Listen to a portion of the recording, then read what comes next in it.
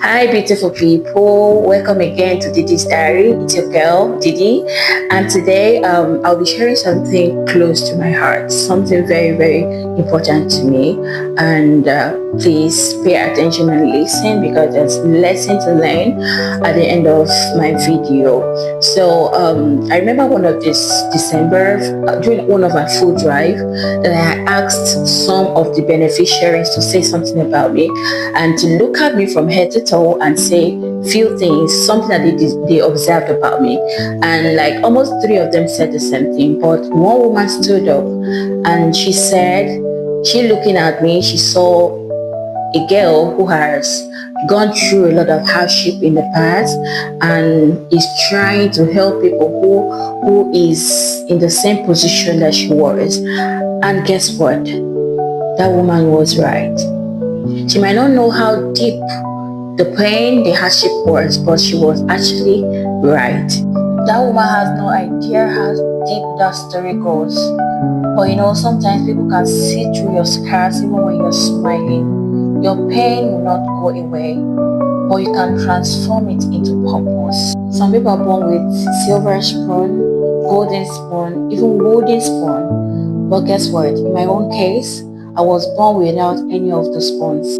I met my biological mother when I was about 14 years old, but before then I was left in the hands of my stepmom, and my childhood, became something that I had to survive and not enjoy. Sometimes when I call her Mama, she would deny me, beat me up mercilessly, and sometimes hit my head against the molded bed, molded, against the wall. If you're someone who grew up in a mud house back in those days, people build their bed, they mold their bed, against the wall. And some people plaster their bed, which we consider luxury back then. But some people just leave their own bed like that, just covered with wrapper. Sometimes when my father goes to the farm with my siblings, he would deprive me of food, tell me to go look for my mother to come feed me. Sometimes children who are not with their mother are surviving in silence, carrying pain that they cannot even explain. Back then, my stepmother sold local liquor, the kind that the Yorubas call ogogoro. It's stored in a large jar and measured into smaller containers for sale. One day, she sent me to go buy more. I had followed that before, so I know the road. But knowing the road does not make it safe either because the distance is about 10 kilometers, if not more.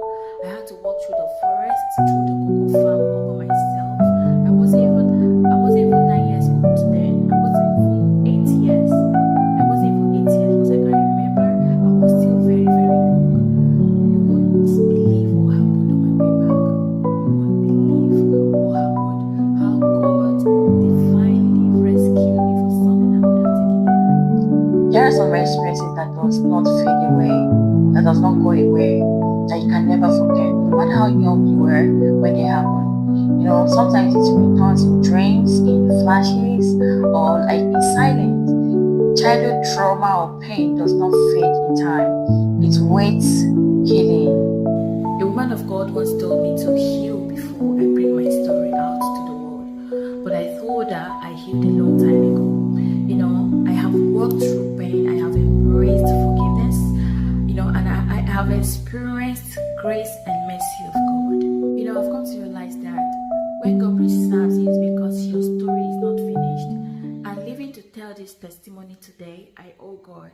And now my voice must be heard for every young girls out there to know that there's no hopelessness for those that put their trust in God.